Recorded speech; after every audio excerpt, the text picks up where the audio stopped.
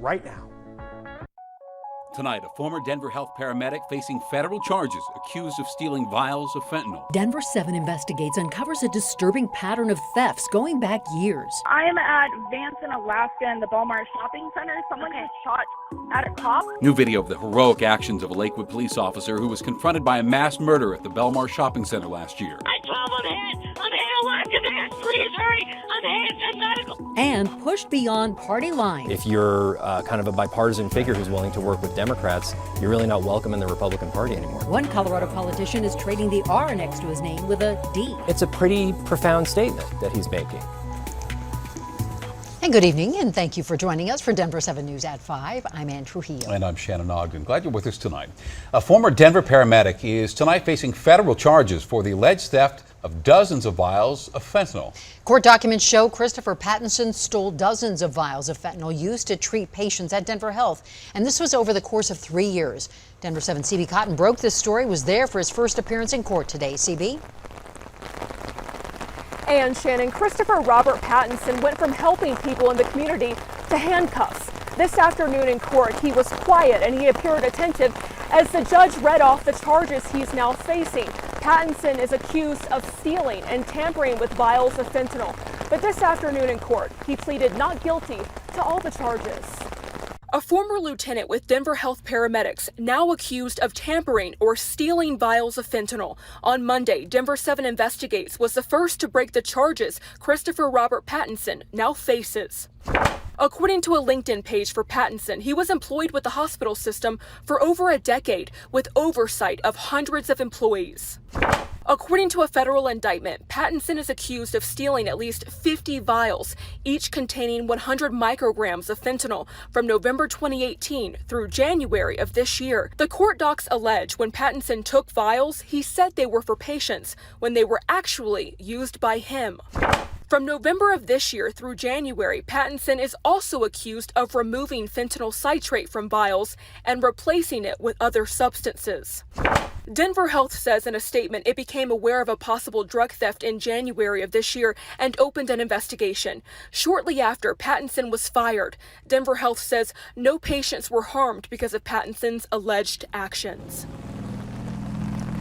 Denver Health also says that no patients went without medication because of this incident. Today, this afternoon, I should say, Pattinson will be released on a personal recognizance bond with several stipulations. If he is found guilty of these charges, he could face several years in prison. He's now being represented by a local attorney, Sean Dingle. This afternoon, that attorney declined to comment. Back to you. CB, thank you for that. And sources close to Denver 7 Investigates say they have been looking closely at these alleged thefts for months. Including how Pattinson was allegedly able to bypass internal safeguards and protocols regarding controlled opioids. Chief investigative reporter Tony Kovaleski joins us now. Your sources say those 50 vials, that's a conservative number. Yeah, Shannon, and sources familiar with this investigation tell us the actual number of missing or tampered with liquid fentanyl vials is likely much closer to 2,000. The numbers quoted in that federal indictment that CB was talking about likely reflect incidents federal prosecutors are currently comfortable in charging. Still a very fluid situation. All right, so let's look at the protocols in place. What are your sources saying about the changes that will be made as a result of this? Well, and you heard in the statement from CB that changes are coming and have already been in place by Denver Health. The simple answer is they say these changes are long overdue. I talked with two longtime, now former Denver Health paramedics. Both said they were not surprised by the liquid fentanyl thefts, both saying they saw weaknesses in Denver Health's management of the drug. Both also telling us as a supervisor and a lieutenant, Pattinson had access to the drugs with little or no oversight. Now, coming up at 6 o'clock, one of the paramedics talks with us exclusively on camera about the inside story to how this all unfolded. So, Shannon, highly critical of what happened, calling for change. You're going to hear from him at 6. All right, we'll see that at 6. Tony, thank you. CB Cotton, thank you as well. And in the meantime, you can stay up to date with this investigation on our website, thedenverchannel.com. You can also watch our coverage anytime. Just install the Denver 7 Plus app on your streaming device to watch us for free. 911, what's the address of the emergency? Lucky 13 tattoo. It's off of Kipling and Colfax. There was a shooting. If you have your tac vests, put them on. Dispatch, we're hearing shots fired. I 12, I'm hit, elected, please hurry, I'm hit, and medical. This is new video of the heroic efforts of Lakewood police agent Ashley Ferris when a gunman went on a shooting rampage that killed 5 people in Denver and Lakewood last year. And you can see Ferris confronting the gunman near the Belmar Shopping Center. Ferris was shot. She fell down before firing back, killing the man. Now, Ferris made a full recovery after the shooting, and today DA Alexis King said, quote, "Our community owes Agent Ferris and all of our law enforcement partners a debt of gratitude for their service during this tragic event." The drive-by shooting that ended in the death of a 13-year-old boy in Longmont over the weekend is believed to be connected to gang violence. This is according to an arrest affidavit. 13-year-old Zay Rosales was walking with 2 other teens at Kensington Park when they were shot.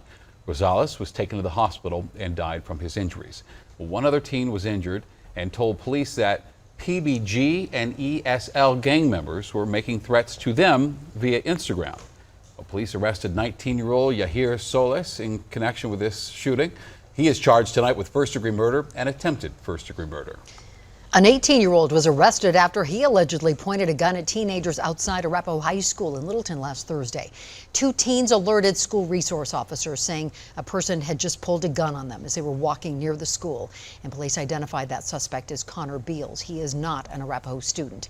He is now charged with suspicion of felony menacing. It is rare that a politician switches political parties. Republican State Senator Kevin Priola did that today. Denver 7's Megan Lopez shows us what led to his decision and what it could mean for the balance of power in the state Senate ahead of the election.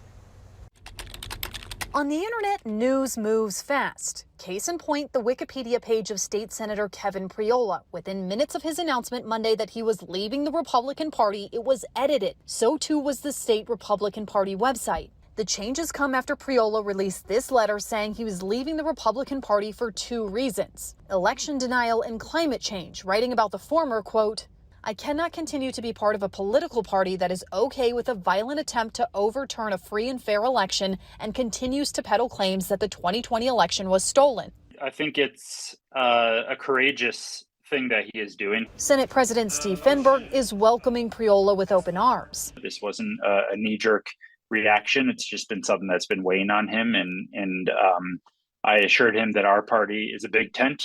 He doesn't have to agree with our Democratic agenda on everything. But Republicans are obviously not happy about the switch and say he voted with Democrats most of the time anyway. I think it's highly likely that Senator Priola finds himself out of a job in January and recalled when doing these kind of things. It's a pretty profound statement that he's making. Political science professor Seth Maskett says this shakeup shows Republican infighting. And we're seeing this within Colorado and across the country, that there has been this real struggle.